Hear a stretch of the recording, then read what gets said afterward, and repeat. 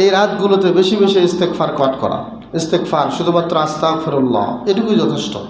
যারা লম্বাটা পারেন না, আস্তাগফিরুল্লাহ আল্লাযী লা ইলাহা ইল্লা হুয়াল হাইয়ুল কাইয়্যুম ওয়া আতুবু ইলাইহি, এটুকু যদি না পড়তে পারেন, শুধুমাত্র কি বললাম? আস্তাগফিরুল্লাহ। কেন আস্তাগফিরুল্লাহ কেন বলবেন? আস্তাগফিরুল্লাহ মানেই হলো আমি আল্লাহর কাছে ক্ষমা চাচ্ছি। এটা যদি আপনি করতে পারেন, আপনারা জানেন হয়তো বা আমি একদিন বলেছিলাম এই রমাদান এমন একটা মাস যেই মাসটা হচ্ছে মানুষকে ক্ষমা করার মাস।